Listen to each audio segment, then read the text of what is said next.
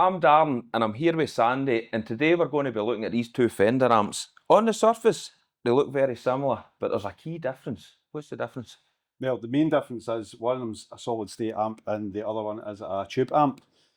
For people that don't really know the difference, to explain it, basically it's just the internal components of the amp are slightly different. Darren's got a Fender Hot Rod Deville, which runs on vacuum tubes, which is kind of old school technology really. This was the kind of things that that they used in guitar amps in the sort of 40s and 50s when the technology first came to be. And then myself, I'm playing a Fender Champion 100. This is a solid state amp, so in place of the vacuum tubes that are the sort of kind of post-war tech, this came for the sort of transistor age. So you're talking about the sort of digital version.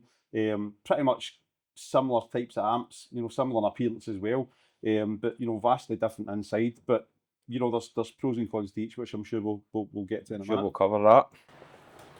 So I've sat my guitar down, Sandy's took his transmitter out and took my post-war technology cable, and he's going to try the tube amp or the valve amp. We're not American. And this is my first time owning a tube amp, and the biggest difference I've noticed is the volume. This is only 60 watt, yours is 100 watt. Why is this so loud? So the volume difference is basically a sort of byproduct of the fact that it runs on valves. The valves tend to be a lot louder than transistors and sort of solid state amps. Again, it's just a sort of byproduct of the sort of makeup of how they work. So again, can sometimes be a bit of a problem when it comes to things like sort of bedroom practice and things like that. Well, my last amp was the Fender Mustang, as you know, and that was 150 watt, and I had no problems playing that at bedroom level. This, I go from 0 to 1, there's no noise, and then it cuts in at 2, and it's deafening. Well, that's probably because of the fact that the power amp in this is valves as well. Your Mustang will have been, well, that's a modelling amp, so it would have been solid state, so the power amp in that would have been solid state. So you've generally got a greater degree of control with solid state amps, the likes of the Fender Champ here as well. That's 100 watt at solid state, so it sounds, obviously on paper, you think 100 watts versus 60 watt, you think that would be the louder amp, but you'll probably find that, I'm currently kind of sitting at 5 with this, and I think you're barely sort of touching 2, and they're pretty sort of similar volumes. The big advantage is obviously the solid state. I can sort of edge that away practically to nothing. Probably a kind of safe kind of limit for practicing at home. But with you'll probably find when you get to a certain stage in the volume, your actual amp's going to kind of cut out a wee bit. Well, when I come down, it sounds thin and tinny, like between 1.5 and 2. So it's not giving you the tone you're looking for. And below that, it's silence. That's basically because when you turn it that low, the actual valves that are part of the power amp, they're not really sort of running at the proper sort of levels, so that's why it will start to go sort of that kind of thin, sort of almost kind of glassy sounding kind of effect on it. The only way to kind of fix that with valve amps is you can fit power attenuators to them. Sometimes you can swap the power valves as well, because there's obviously quite a few different types of power valves that you can fit into them. Obviously they'll come factory fitted with a particular type, but you can usually kind of swap them. You can get a bit of advice on that, and you can fit a power attenuator, which allows you to sort of drive the amp, but you then can still play in the bedroom and not annoy the neighbours, basically. That's a good shout. Neighbours, yep. Well, let's hear it.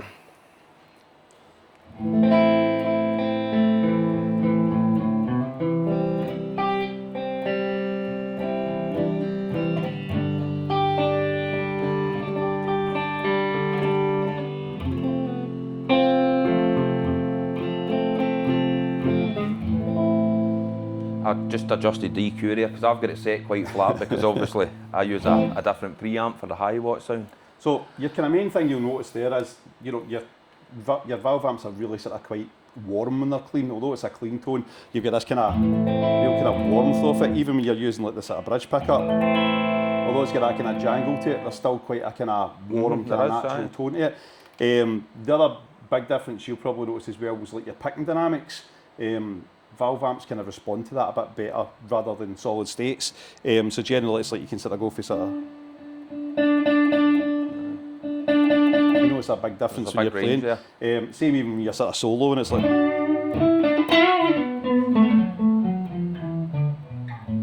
So the response to your pick attack, your input. So I mean, again, that's probably part of the reason why a lot of people prefer a valve amp, particularly if you're kind of bluesy player looking for some classic rock tones and stuff like that.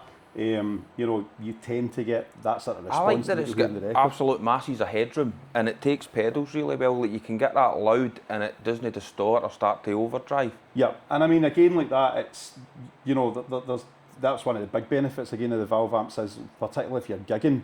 I mean, you know yourself, we've obviously played a gig with the Deck Side of the Moon gig that we did last year. And you know yourself, when you got up on the stage, it's a totally different dynamic. Aye. Even if you've sort of been here in like a sort of practice room, you know, it's a loud environment. You've got a, you know, drummer going crazy. You've got, you know, monitors. You've got saxophones. You've got And the everything problem playing we there. had, remember, my Mustang started cutting out with the pull the Marshall one last minute as well, so that just changed the tone altogether. Yeah, and again like that, I don't know, you've said that yourself, you don't know if your Mustang's maybe got a wee fault in it as well, but it doesn't It's seem to not be as as loud as it as used to some be. channels are louder, but it's Yeah. nowhere near Yeah. any of these, and that's And again like that, you'll probably find that if you were to use this in a sort of gigging environment, you probably would have it up much louder than what you've got in here. that's the lowest it can go as well. Yeah, exactly. So you'd probably find that, you know, you'd be sort of like 2, 3 max. Should we push it? See if we can get it to break up. You go and I'll try and edge it up. Here goes nothing.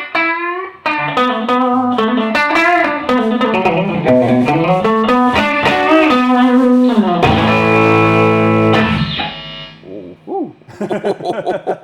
She's naughty. So that's your power amp, sort of like clipping, so to speak. That's basically like your old school sort of rock tone.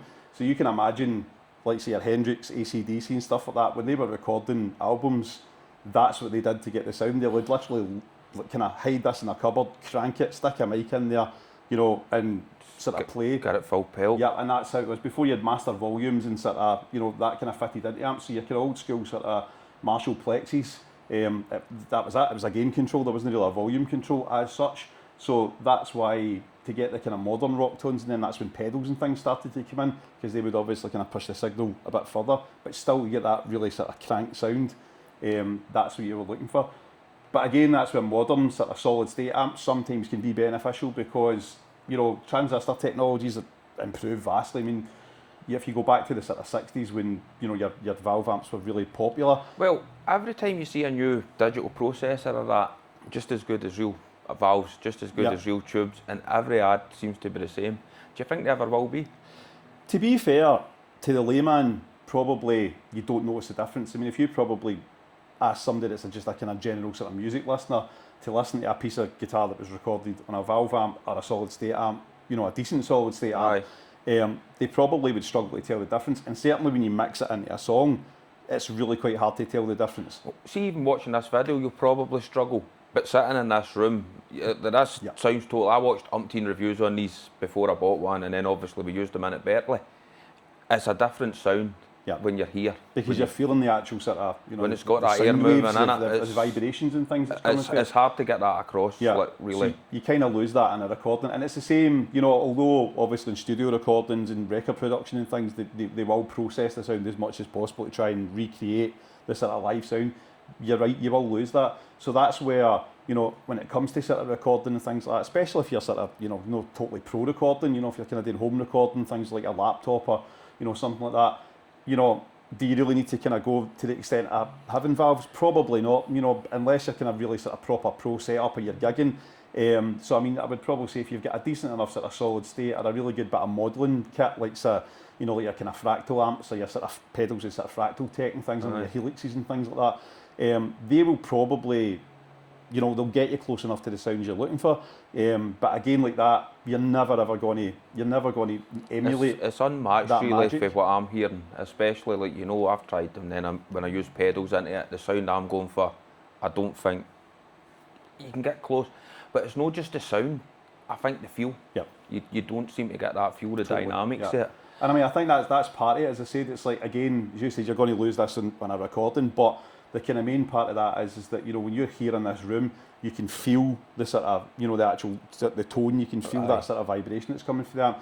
And again, you feel kind of connected to your playing, because a bit like I was doing there when you're sort of adjusting your dynamics, as you're kind of putting that feel in, you're getting that feel back in return. Again, some really good solid state amps are still pretty dynamic when you're playing them, but there's just it's like a kind of magic that you get with a valve amp that's quite hard to replicate, you know, with the solid states. Well, talking about solid states, this is probably about as close, would you say, as we're going to get to mimicking a tube amp on the Fender basis. I mean, yeah, probably. This is the Champion itself. It does have some modelling features in it. So the clean channel is just a totally clean channel. Doesn't try to model anything in particular. You know, it's got your kind of basic controls like your sort of treble, bass. It does have built-in effects as well. So it's got like sort of tremolo, chorus, your kind of average, you know, effects, reverb, delay. And do these have 2x12 Celestion speakers? Yeah, same as this? It's a 2x12, it's custom Fender speakers that's in the Champion. I think yours will be, is it Celestion? It's in yours. It was Celestion and the Mustang, that's how I was wondering. And again, it's probably just a price point difference. I think these clock in roughly about sort of 350 to 400, and I'm imagining, I think the Hot Rods, I don't know what the... I paid a bit that used, I think. I don't know what they're selling it brand new these days, but you're probably talking, you know, 1,000 plus. Right. Probably, you know, at least 700, 800, 1,000, you know. Just be careful in case Amy sees this. You're talking about 30, 40 quid. Aye, if it fell off the back of your lorry, it's fine, don't worry about it. But no, I mean, that's the kind of thing. It's like you tend to find that, you know, because valve construction is generally, you know, more expensive to produce, you will find that you tend to find the speakers that are paired up, the cabinets and things are slightly higher quality as well. I mean, I'm not sort of deriding the quality of the amp that I've got. It's a great amp, you know, I've used it gigging, you've heard it, you've been used it at a gig yourself. Fantastic. Get a great range of sounds in it and things like that, but you'll probably find that this is maybe like a sort of, it's either sort of cheaper ply or MDF construction. Yours will probably be sort of proper ply in places. That's where the weight comes from as well. Exactly, you know, because you'll notice a world of difference. This weighs an absolute ton compared to this. It's made of lead, to be honest. And again, you know, you've got two huge speakers in there, so does this, right enough, but you've got that solid cabinet, and it's just to handle that sort of tone that's coming, you know, the vibrations and things that's in there, that's generated, but also the kind of slightly old school tech that's in it. And obviously valves are quite big, they're quite bulky, and the actual circuitry and things that's involved in it's quite chunky as well compared to the likes of this. Although obviously dimension-wise they're quite similar, you'll probably find that the internals in this are quite sort of narrow, and they're just advancements in it. Everything's getting smaller. And so I mean, again, that's something you would need to look at as, you know, portability. I mean, again, this is going to be far easier to kind of lug into a venue upstairs and into backstages and things than something like the Deville. But this is where you kind of, you know, you have to kind of your trade-off. You know what I mean? If you're looking for that tone, you're looking for that raw power. You know, the downside to it is the weight comes as part of the deal. Well, let's get a wee look at the solid state now. So now we've arrived in the future with the transmitter and the solid state amp. So let's hear a bit about this. Yep. So basically, this is a Fender Champion 100. So it's a 100 watt 2x12 combo. Again, we kind of briefly mentioned when we were discussing the Deville as well. It's clean channel is just pretty much a solid state clean channel, which really just means that, you know, it doesn't try to emulate anything, doesn't have any sort of modelling. It has a nice, you probably like to hear it, but it's just a really nice sort of clean sort of.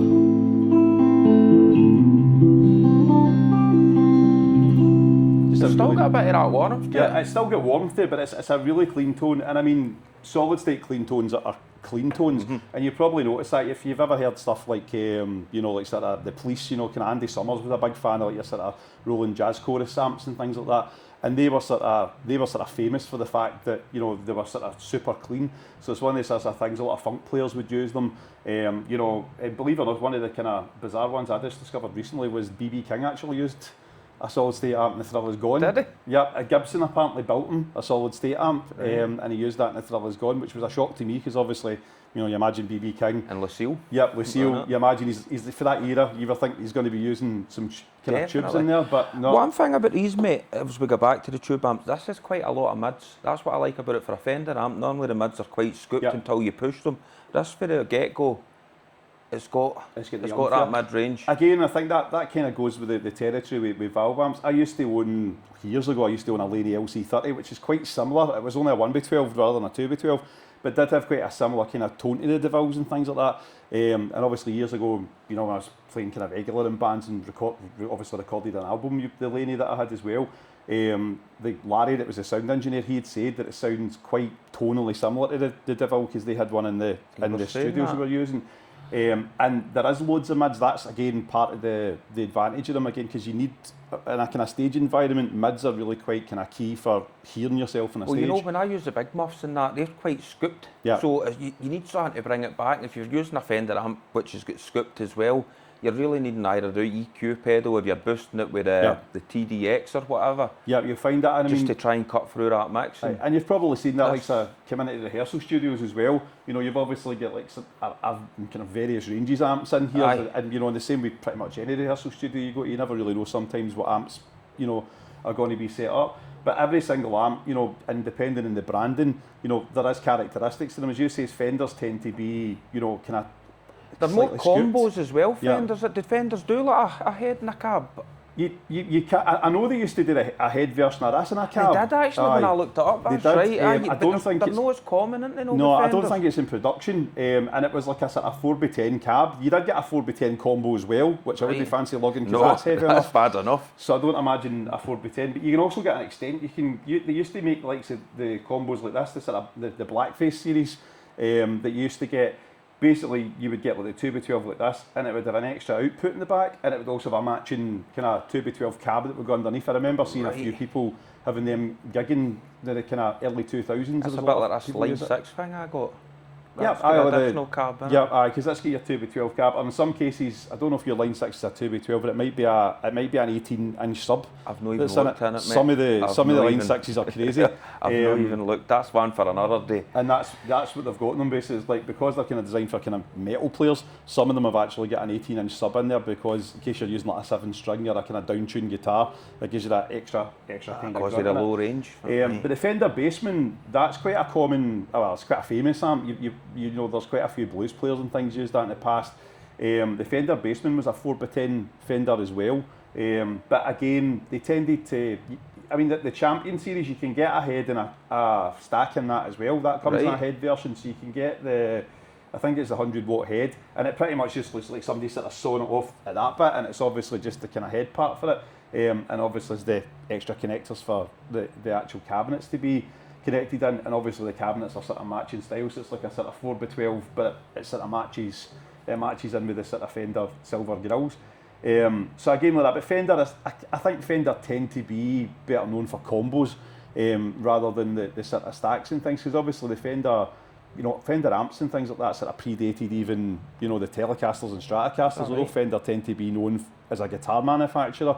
They actually started off as a sort of PA systems and things like that in the beginning. Right. So you could buy Fender amps before you could buy Fender guitars.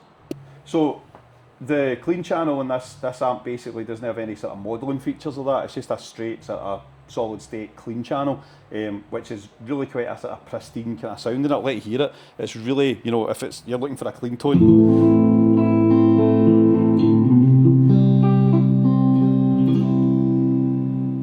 It's really quite a much cleaner than that. You know, and that's the good thing about them, is they don't tend to, unless you sort of drive them with a pedal or things like that, they don't tend to sort of distort. So if you're really into looking for, you know, that kind of 80s tone and things like that, kind of pop 80s, some of your 70s stuff, you know, the Police kind of, Andy Summers was a big fan of sort of solid state amps and things for that. You know, if you're looking for a mega clean tone, that's great.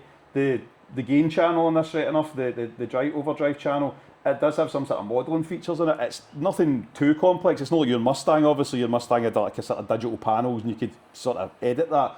This is just get some kind of typical voicings, and it's got variations on them. It's got the sort of, you know, covers the sort of Blackface series, so that's your kind of Fender classics. You know, probably covers something like your twin reverb type Blackface sounds, reverb, that kind of stuff. There's also a kind of Tweed, which is your kind of classic sort of, you know, bluesy Fender kind of sound and things like that. The jazz that's in it is kind of covering, it's really sort of like your kind of Roland and sort of Vox kind of sounds. There's also the British, which is pretty much just kind of Marshally, you know, kind of overdriven tones, and there is a sort of metal option as well.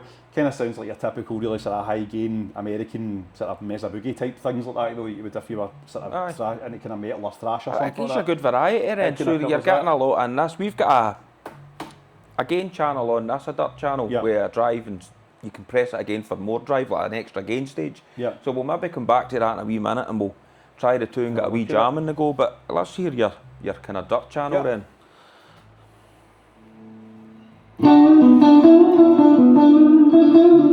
You really hear the reverb now? So that's the Blackface. I think the reverb is pretty much the same level as it is in the is this channel. does this have a spring reverb in it? This is digital reverb, Right. because it's digital effects, so the reverb comes under the same sort of effects as you've kind of got the, what else you got here? Can you add chorus and delay and things like that? So there's no like a reverb tank or that like this? No. So yours again, they've kind of went with the kind of old school technology. Reverb springs, reverb tanks were kind of how it was done in the past. Again, it tends to marry up really well with the kind of sort of But traditional. we found a tube problem sound. then, haven't we? My reverb doesn't really work. So you've not got that issue. No, well, I mean, again, that I suppose that sometimes that's a benefit of the slightly modern construction in transistor amps, is there's less sort of components. Less for them to components feel. and Yep. more quality components at a more affordable price than they would have Absolutely. been back then. And again, like that, as you're saying, you've got reverb, you've got a drive channel, a clean channel. Although you've got a fantastic tone in that, that's kind of its limitations. That's you know, it. I don't mean that as in it's a limitation, but that's kind of its outline. That's what Aye. it does.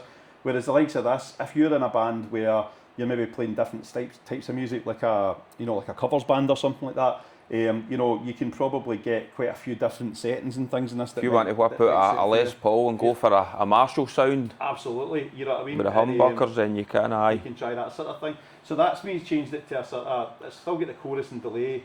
It's a sort of British setting. I've kind of eased the volume back a wee bit, kind of slightly higher gain, and this gives you a kind of.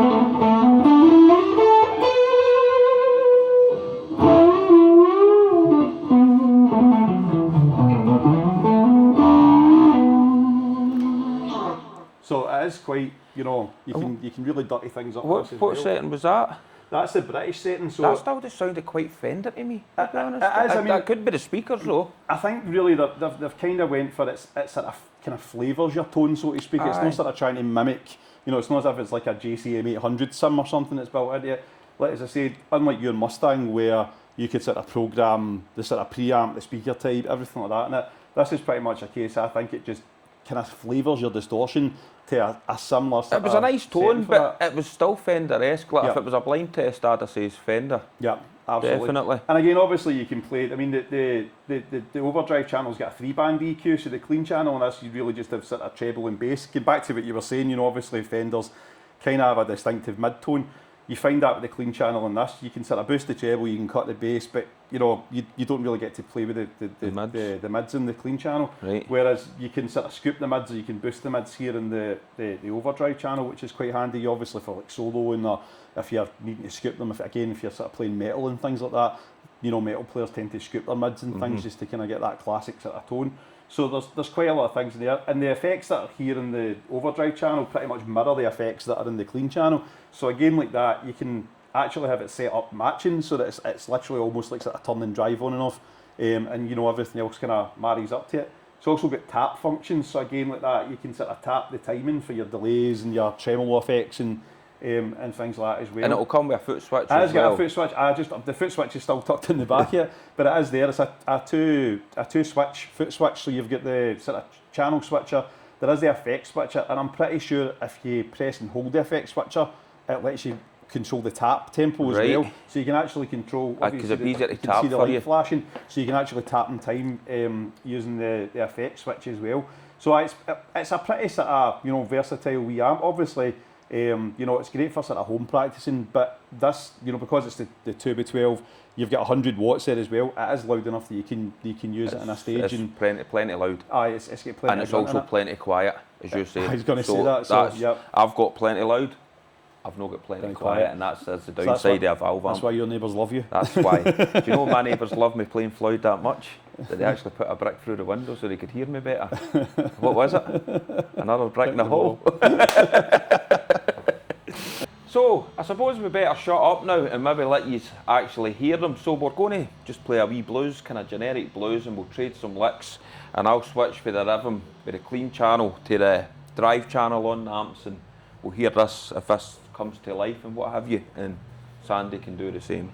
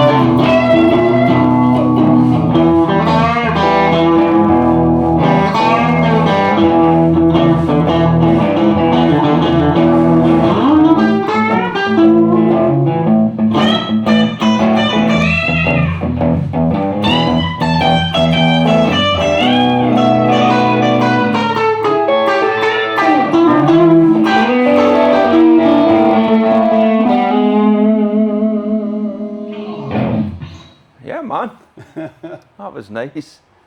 Bit more abuse, don't they? Right, so I think you're on the dirty channel maybe with more gain, are you?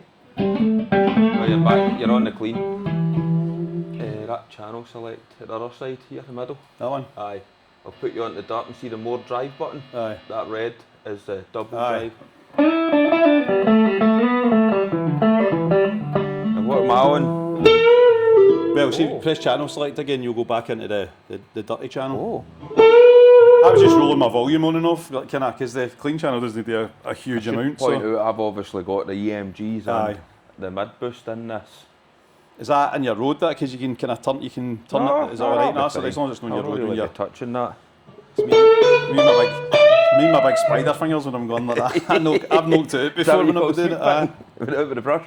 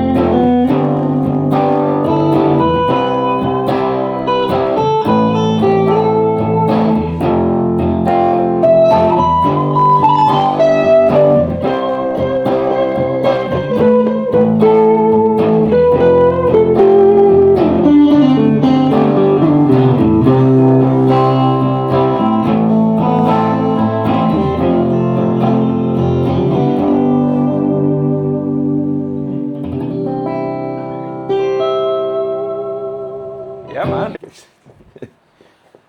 So earlier on we were talking about plugging pedals into these, and you get pedals like tube drivers like this, the blues driver, the BD2, and what these do is they push the tubes into towards overdrive. Matt, is that right? That's right, yeah. What happens when you don't have tubes? Do they still work? The transistors in solid states kind of mimic the behaviour of tubes, so it's the same kind of idea where basically this is increasing your signal, because without getting sort of too technical, it's like a really weak sort of current that comes through your guitar signal. So when it enters the amp, in the case of your valve amp, obviously the valves in there are going to boost the signal. That increases the volume, it drives the speaker. Overdrive is basically when you push the valves or you push the speakers or whatever that far that they start to distort. And this is where pedals, you know, started to become popular because they gave that extra sort of boost into it. So it's the same idea with the transistors, but literally it's what they call signal clipping. That's what causes distortion. Right. So basically, the louder the signal that goes into it, it starts to what they call clip, and that's what causes the distortion. So it's the same idea. The transistors will still clip the signal, but it tends to be that in transistors they don't have a sort of natural sounding clipping, as it's called. So these tend to have sort of harsher sounding distortions. Again, like that, in the modern era, not so much. Obviously back in the sort of 60s and 70s when transistor amps were becoming popular, they did tend to sound a lot harsher than tubes. Obviously the modern ones, they've added all these extra bells and whistles, other components in that soften it up. But it will pretty much react in the same manner as what happens with your valves. It's just obviously there's a slightly different sort of tonal kind of shift in it. But probably the best thing to do is actually plug it in. We'll actually hear how it sounds with the 2 amps. That's probably the best way to go. Let's do it. Right, so let's hear the amp nice and clean, and then I'll start introducing the blues driver, and we'll toggle away with it. So this is your Hot Rod. This is your Fender Hot Rod Deville. So that's basically your kind of clean tone.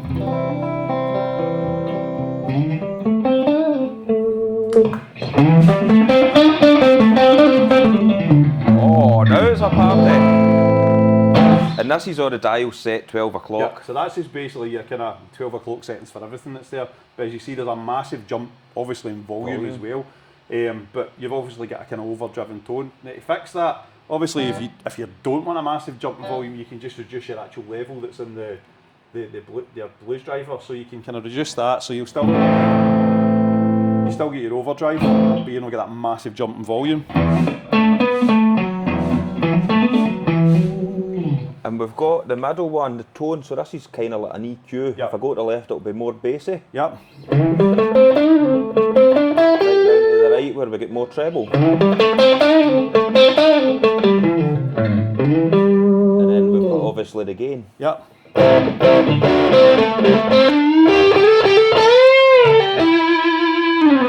That's really fruity. So that's like sort of maximum gain, a bit of sort of treble, and your volume's reduced slightly. So again, like that, you sometimes have to tinker with the settings just so you don't get total overload. With a blues driver, they can get quite fizzy as you crank the gain as well, I've noticed. And again, like that, to be fair, some valve amps as well are slightly sort of noisier than solid states. So that's kind of, I can hear it. Kind of hear the hiss there in the background.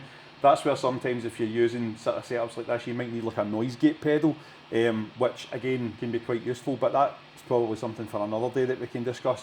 But generally it's just getting that balance. And again, going back in the other direction as well, obviously you have loads of gain in that, you can kind of roll the gain practically back to zero, and it really, it slightly colours your tone. You hear it, aye. But it doesn't do very much. But then obviously if you just put a wee bit of drive in it, gets a kind of crunch. gives you that sort of wee crunchy. And again, you can just sort of balance between the volumes if you don't want it being too much louder. So again, your volume's in there. Your crunch rule only comes in, you're playing hard, so it's like you actually hear the overdrive kicking in. So that's quite a kind of common sort of characteristic of the tube amps, because you're sort of pressing that signal harder as it goes in. It'll start to drive the tubes. But let's have a look and see what happens when we get into solid state. The solid state. Right, so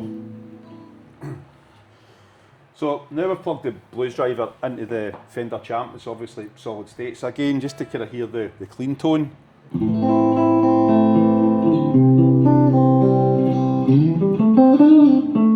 again, we're kind of pretty clean. So again, just like we did with the Hot Rod, everything's set to 12. You're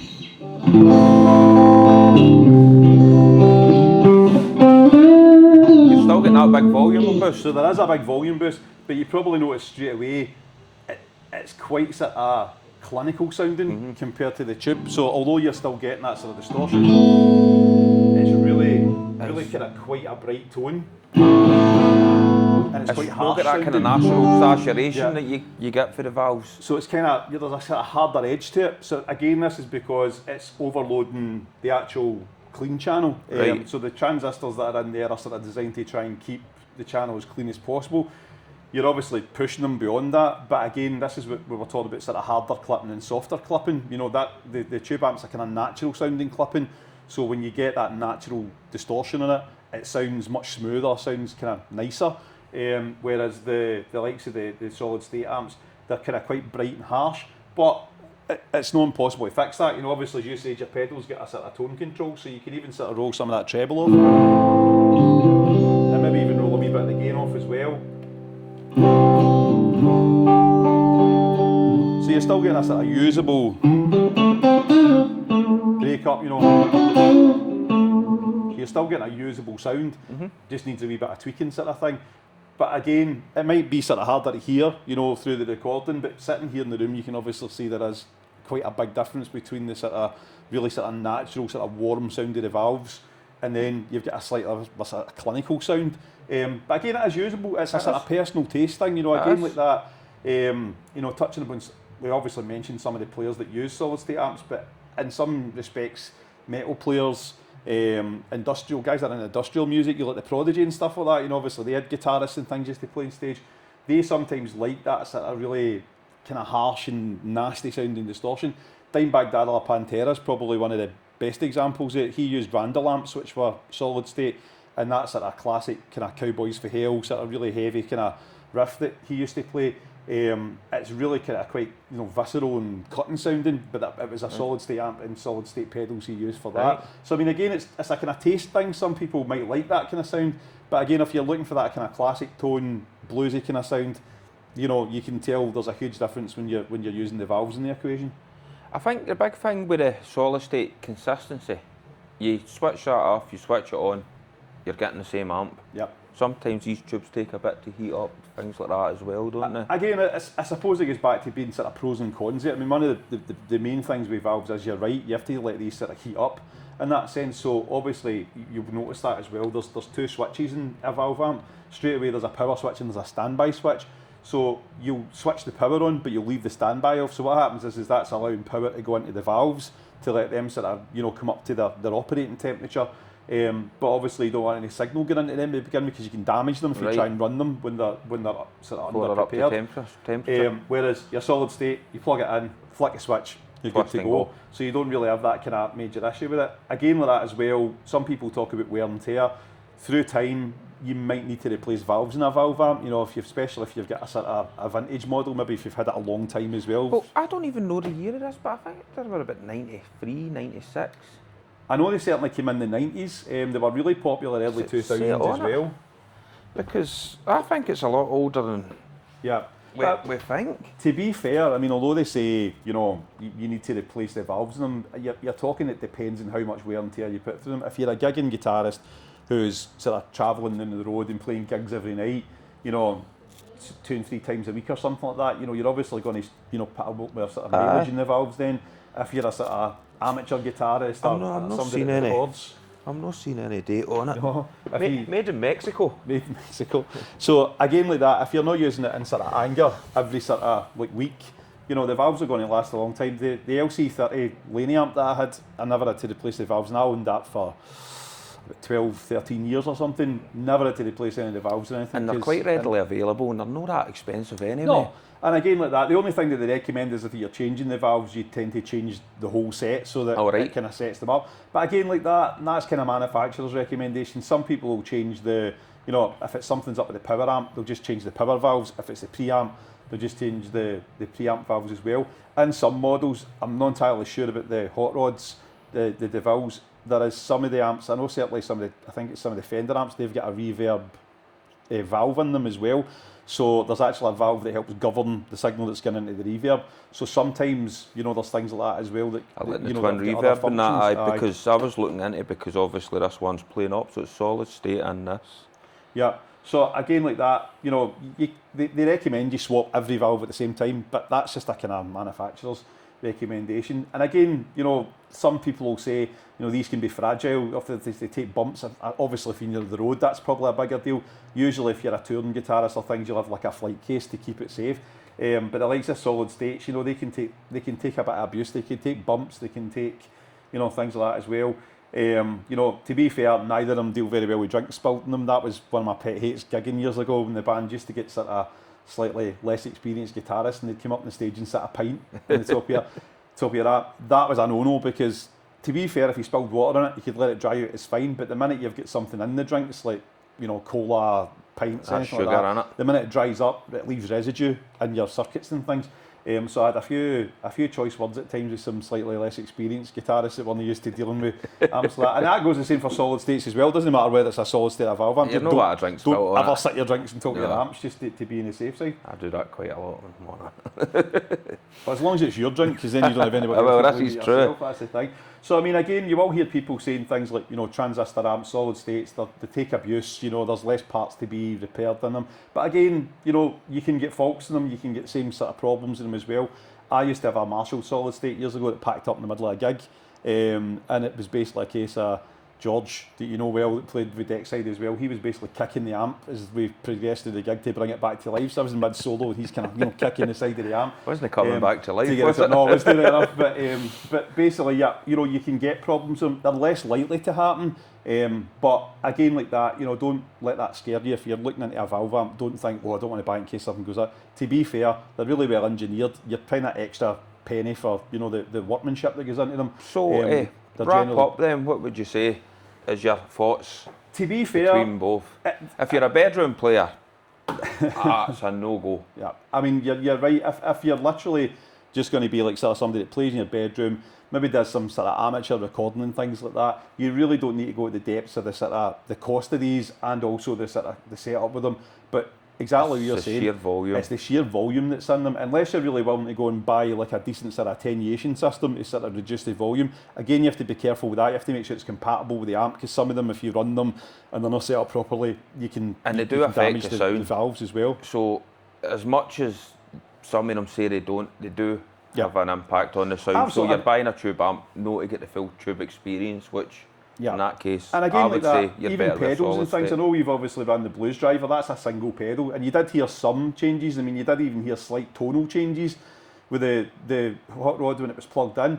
But again, like that, if you've got quite a big pedal board, like both you and myself have got, each pedal that you add on can add extra tonal kind of coloration to it as well, which is a good thing, and it is a negative thing as well. You tend to notice that probably with the valve amps. Don't know if I said, but I think this thing is amazing at taking pedals. That's what I love about it. The headroom in it is unbelievable, and it takes them so well. Like normally I'm cutting through and getting into effects loop and that, which this does have. There's no need for it. You can just get right into the front of the amp. It's as clean as a whistle. And to be fair, I mean, the Champion is pretty much the same. I mean, I don't use the effects loop. There is a built-in effects loop in this amp as well. But again, like that, I pretty much put everything through the sort of main channel. And to be fair, I very rarely use the drive channel on it as well. I tend to use sort of, I've got a Boss overdrive pedal. I've got a Black Country Customs pedal. I've got a fuzz pedal. I tend to kind of run that through the front end. Same with the effects as well. I tend to run my delays and everything right through the front of the amps. Everything comes through the pedal board.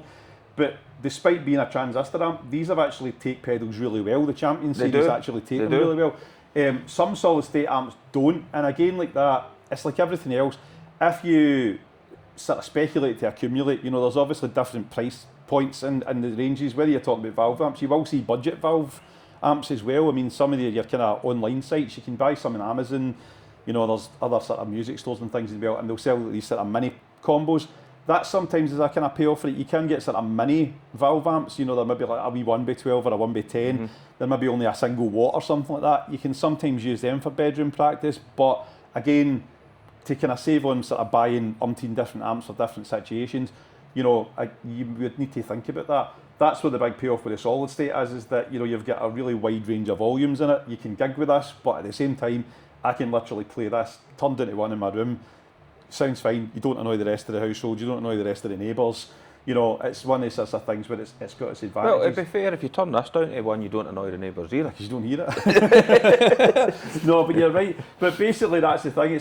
It's really just kind of getting that balance. So, in fairness, I would say I'm not a valve snob as such, but you're never going to replicate the valve tone with a solid state amp. Truly, although you can ballpark it, you can get really close to it for sort of general purposes. Just like we were saying earlier, if you're sitting here in this room, regardless of what one of our two guitars were playing through that, you can feel, you actually feel the music, you feel the notes that are coming through that. Again, I'm not knocking my own amp, because obviously I own this one. I know, but at the same time, there's a magic to a valve amp that you remember we went to that wee studio in Govan, and I plugged into Silverface twin reverb, and everybody just stopped and says, we need to record this. Yeah, There was just something magic about that. And again, it's just exactly what you're saying. It's just how it would cut through the mix when you're playing it with the rest of the That was my first ever time playing through a proper twin reverb, and it was just, you could feel the hairs, and it was because it was Peter Green. It was Need Your Love So Bad. Need Your Love So Bad, and it just sounded pretty much like for the record, because it probably would have been something similar that Peter Green might have used at the time. So again, like that, there's a magic to valve amps. I know it sounds like a weird thing to say, but there's this kind of... You need to experience them. Yeah, if you've got any doubts, get to somewhere like a rehearsal studio and try them. And Bertley, if you're from near our way, Glasgow, is probably... This is the reason I bought this. Bertley have got these. or get yourself down to where we are now, Paul's Halls. He's got a plethora of different amps in here, but everything under the sun in here. oh mate, this is, you want to see through this. We're getting into his wee live room at one point as well. It's like an Aladdin's cave, man. Oh, aye. So I mean, it's really, it's kind of just kind of weighing up your options. I mean, do you want to kind of invest in a really, kind of powerful amp that you can use for gigs? It's going to have a fantastic tone, and again, just like you're saying, it's kind of a great foundation for your pedals and things like that. It's kind of that. If you're building a good foundation, it's going to sound good. Or even if you're gigging, maybe not gigging quite as regularly at that kind of higher level, and you want something that you can practice and you can record with and things like that. The likes of some of these amps, this in particular has also got it's got a headphone jack on it. That'll also have a recording out to go direct. Yeah, so you can actually use the phones in this to actually take it, because it's got a cab simulation built into it. So you can actually plug an audio cable in there and plug it into like a DAW or a tape machine or whatever, and you can record direct for that, and it actually simulates the cab on it as well. So you can do that as well. So basically, there is a lot of options in these, and again, you're probably talking 350, 400 for something like this. Again, when you're talking kind of big Class A valve amps like that, you're talking sort of 700, 800 upwards, brand new. So again, like that, you're probably talking double the price. But again, like that, just like saying, you're getting the build quality, you're getting that sort of that magic that you don't get with the solid states. But again, it's just sort of probably kind of looking at it yourself. What sort of thing do you want to do? That maybe a bad comparison, but it's like, do you want a Tesla or do you want a 1979 Mustang? Mustang, I was going to say that. No, you're right, and I mean, coming from my point of view, having played in different types of bands, I've obviously played in a band where we wrote original stuff. I've played in covers bands, and I've played in cover bands with yourself as well. If you're kind of looking for an original tone and stuff like that, again, your valve amps are really great for that, because they're so tweakable. You can really kind of and probably when the amount of sounds you can get out your guitar without touching a setting on these is, because you can literally control it for here as well. You can set that to, because what I discovered recently is the EQ isn't to make your amp sound different. Is to make your amp sound the same how it's intended in different environments. So if you use a Fender, if you use a Gibson, you use the EQ to bring the amp back how it is. If you use it in a hall, if you use it in a smaller room.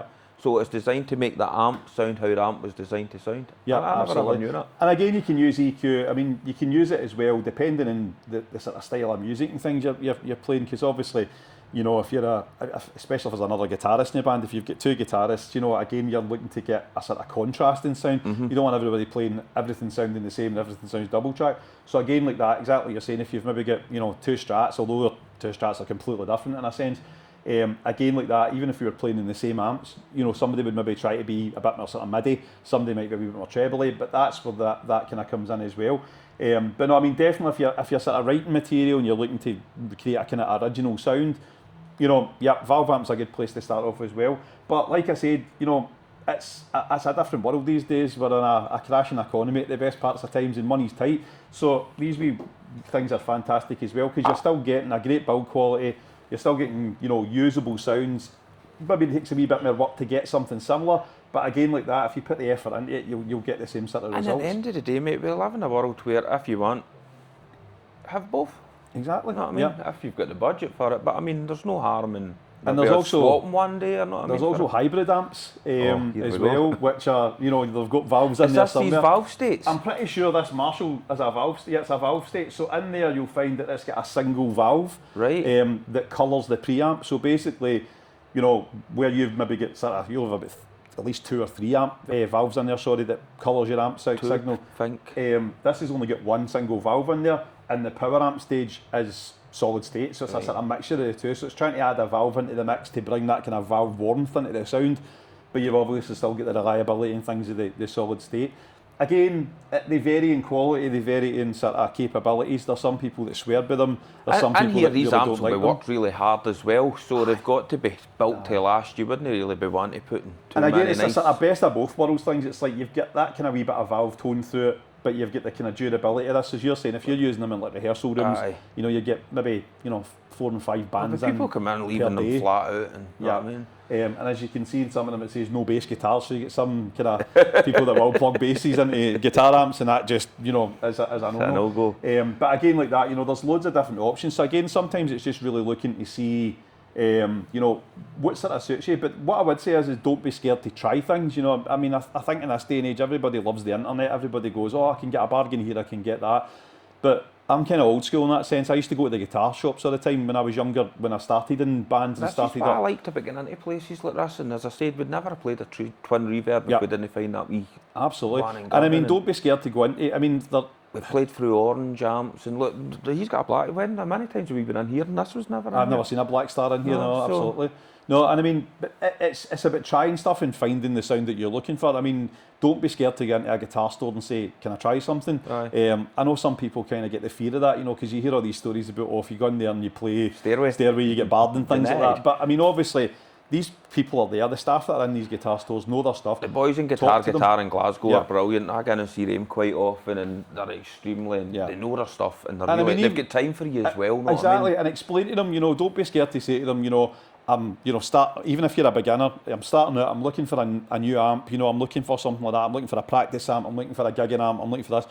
Tell them your budget, tell them the sort of style of music that you're playing, and they'll try their best to find something that fits in with what you're using, because again, like that, it does boil sometimes down to your actual budget. Obviously, your valve amps are the higher end of the scale, but again, like that, you know, they might have some sort of options there that you can try, but really, I'm kind of old school that way. I like to try things. I like to get in and, you know, get hands on with guitars and amps and things. I mean, even some places will like to try pedals. You know, they'll either have a station in there that you can try them, or some of them will let you buy it. You know, you buy it, you can take it away, but if you don't like it, you can bring it back within a couple of days.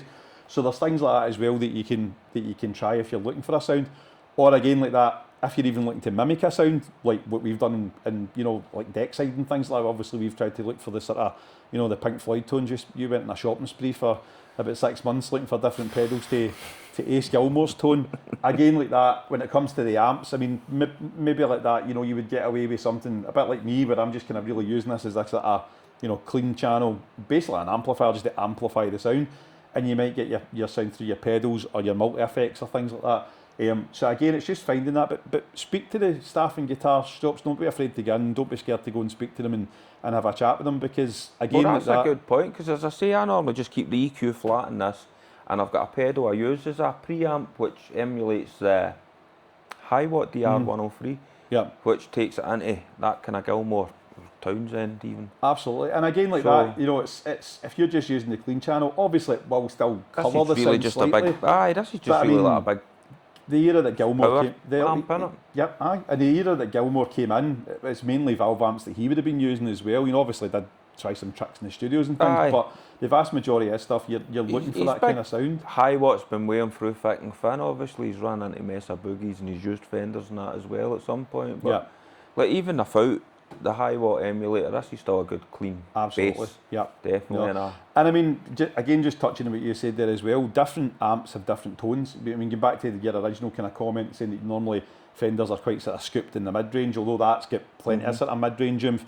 Again, like that, you know, if you buy a Fender amp, it's going to have a kind of it's going to have a signature tone. If you buy a Marshall amp, there's a kind of signature tone to that. Same if it's a Mesa Boogie or anything like that, you know, High Watts or, you know, any kind of amp brand, you know. And again, some of them, you know, will be kind of specialised towards certain types of music, you know, Mesa Boogies and things, although they're generally, you know, they can be used for anything. They tend to be associated with sort of hard rock, heavy metal bands and things like that these days, your sort of dual rectifier amps and things like that.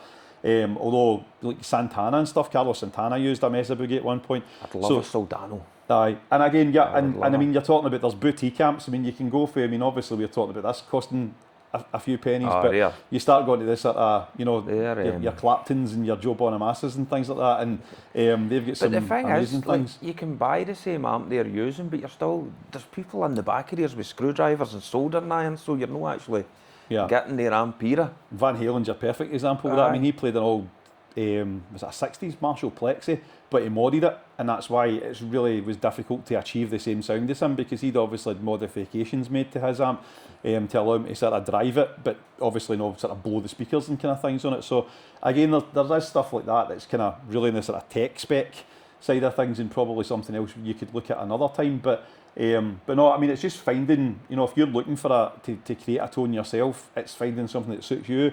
Or if you're looking to emulate other tones, again, sometimes it's finding things as well. So again, it's just looking at really what your kind of aim is. If you're playing in gigs and things, you're obviously going to need something that's, get enough grunt. If it's solid state, you certainly need to go, I would say, at least 100 watts or higher. If you're talking about valves, this is a 60 watt, but you would probably get away with a 30 watt. My Delaney that I used was a 30 watt, and I played some pretty big venues with that at times, and you could hear it absolutely fine. Oh, in conclusion then, well, basically, to sort of wrap it up in a sort of quicker term, your valve amps, there's a kind of tone, there's a sort of magic to them that you're never really going to capture completely with solid state. But again, like that, don't really relate your solid state, because obviously they're functional. They're obviously a lot more kind of durable. They're usually cheaper as well. So it's just really kind of finding that balance. If you're looking for the real sort of, the magic, the voodoo, so to speak, you want that sort of really elusive kind of, feeling that you get with valve amps, you've definitely got to go for a valve. But if you're looking for something that's sort of, wallet friendly, still usable, takes pedals well, something like the Fender Champ, in particular, they're quite good at taking pedals and things. You're looking at that kind of thing, because again, like that, you get the added bonus that you can use this as a practice amp, as well as actually gigging. What we're saying is tubes are probably that wee 10%, 20% better, but they do have trade-offs. Absolutely. Like this is no practice amp. No, and as I said, weight-wise, you're not exactly going to take this backwards and forwards to a studio every week to if I was in a band rehearsing regularly, I would be leaving this here. Well, there we go. We've got to the end of episode 1 of Don't Fret. We hope you've enjoyed it, and hopefully we can edit this and have something that you can take away. It's a wee bit of value to use, and we'll be back again for episode 2. If you've got any suggestions, or if anything you'd like us to talk about or look into, drop them in the comments and we'll try and get through them for you. Thanks again.